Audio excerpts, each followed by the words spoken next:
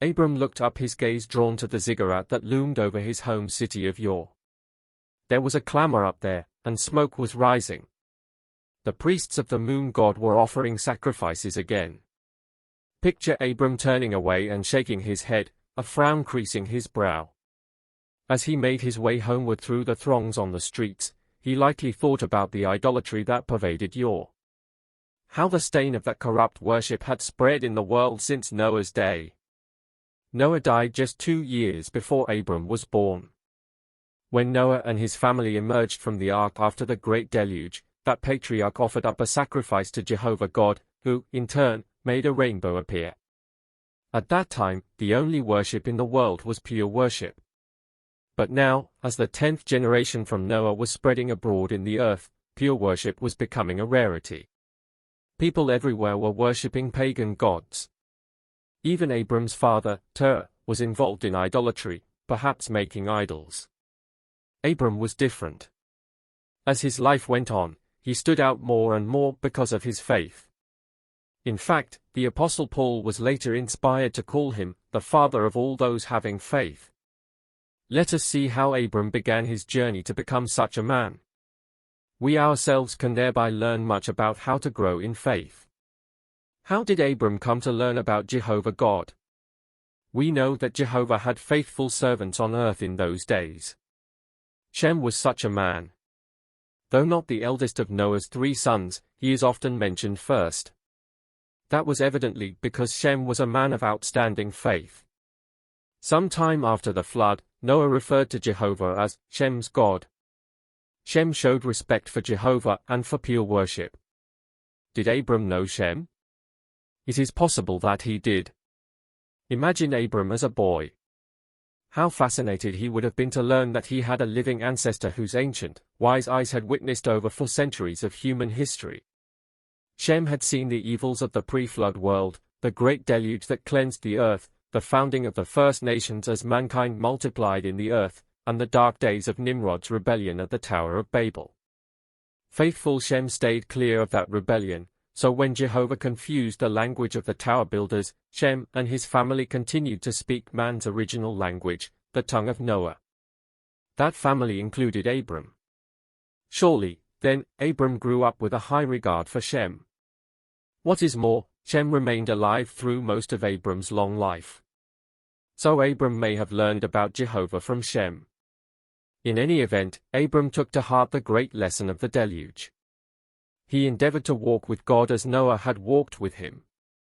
That is why Abram rejected idolatry and stood out as different in yore, perhaps even in his immediate family. However, he came to find a wonderful ally in life. He married Sarai, a woman who was exceptional not only for her beauty but also for her great faith in Jehovah. Though childless, the couple no doubt found much joy in serving Jehovah together. They also adopted Abram's orphan nephew, Lot. Abram never left Jehovah for the idolatry of yore. He and Sarai were willing to stand out as different from that idolatrous community. If we are to develop genuine faith, we need a similar spirit. We too must be willing to be different. Jesus said that his followers would be no part of the world, and that the world would hate them as a result. If you ever feel the pain of rejection by members of your family or your community because of your decision to serve Jehovah, remember that you are not alone. You are in good company, walking with God as did Abram and Sarai before you. One day, Abram had an unforgettable experience. He received a communication from Jehovah God. The Bible provides little in the way of specifics, but it does say that the God of glory appeared to that faithful man. Perhaps by means of an angelic representative, Abram received a glimpse of the overwhelming glory of the Sovereign of the universe. We can only imagine how thrilled Abram was to see the contrast between the living God and the lifeless idols worshipped among his contemporaries. What was Jehovah's message to Abram? Go out from your land and from your relatives and come on into the land I shall show you. Jehovah did not say which land he had in mind, only that he would show it to Abram. First, though, Abram would have to leave behind his homeland and his relatives. In the cultures of the ancient Middle East, family meant a great deal. For a man to leave his relatives and move far away was often considered a terrible fate, to some, worse than death itself. Leaving his land involved sacrifice. Ur was evidently a bustling, wealthy city. Excavations have revealed that very comfortable homes existed in ancient Ur. Some had a dozen or more rooms for family and servants, all arranged around a paved inner courtyard. Common amenities included water fountains, lavatories, and waste disposal. Remember, too, that Abram and Sarai were far from young. He was likely in his 70s, she in her 60s. He surely wanted Sarai to be reasonably comfortable and well cared for, what any good husband wants for his wife. Imagine their conversations about this assignment, the questions and concerns that might have arisen in their hearts. Abram must have been so pleased when Sarai rose to this challenge. Like him, she was willing to leave all the comforts of home behind. With the decision made, Abram and Sarai had much to do. A great deal of packing and organizing lay ahead of them.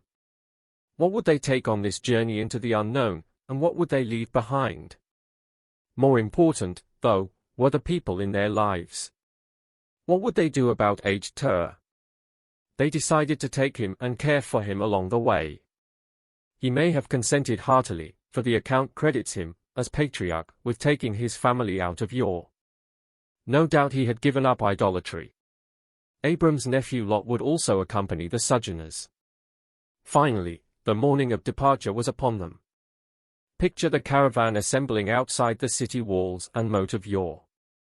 The camels and donkeys were laden, the flocks were assembled, the family and servants were settled into their places, and a sense of expectation was in the air.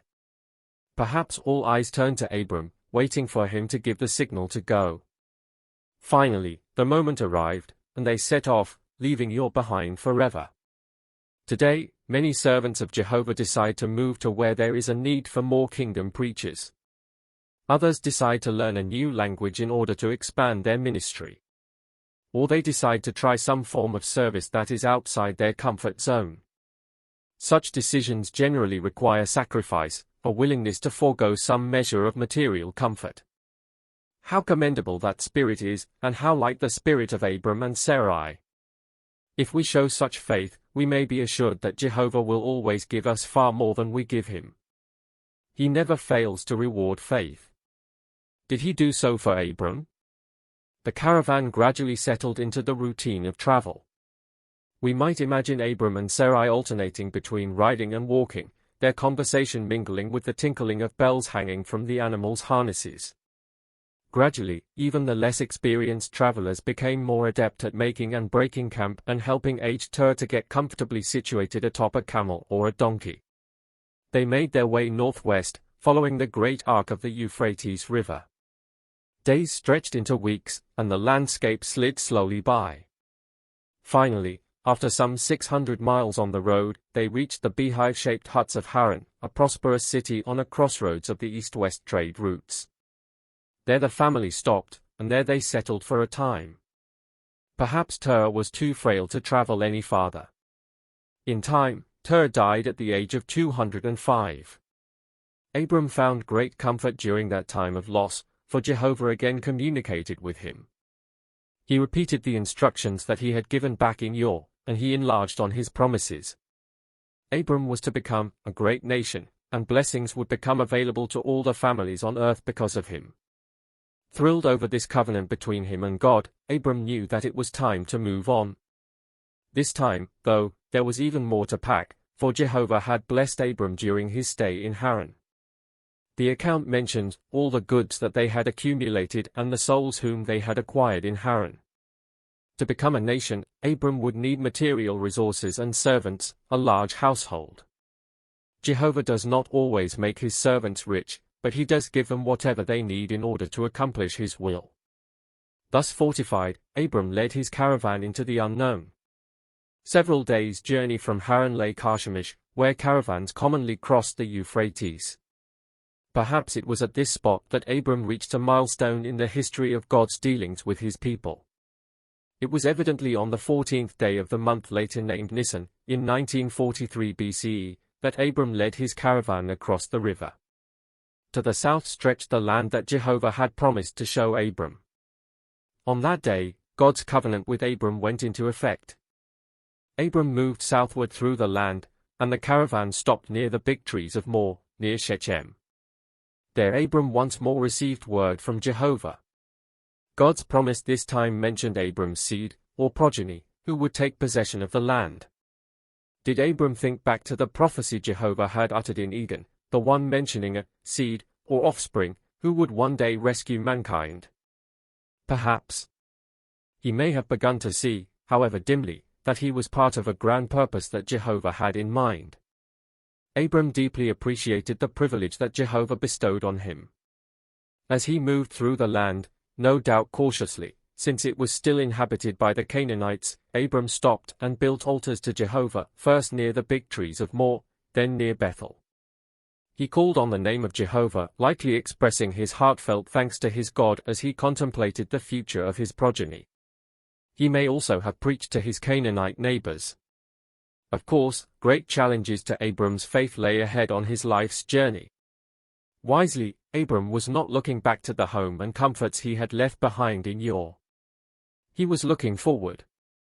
Hebrews 11 verse 10 says of Abram, he was awaiting the city having real foundations, the builder and maker of which city is God. We who serve Jehovah today know a lot more about that figurative city, God's kingdom, than did Abram. We know that the kingdom is reigning in heaven and will soon bring an end to this world system, and we know that Abram's long-promised seed, Jesus Christ, now rules that kingdom. What a privilege it will be for us to see the time when Abraham lives again and at last grasps the divine purpose that he could formerly see only in hazy outline. Would you like to see Jehovah fulfill his every promise? By all means, then, continue to do what Abram did. Show a spirit of self-sacrifice, obedience, and prayerful appreciation for the privileges Jehovah extends to you. As you imitate Abram's faith, the father of all those having faith will, in a sense, become your father too. If you enjoyed this content, please subscribe to this channel, hit that like button, leave your comments below and share it with your friends. Thanks for watching. God bless.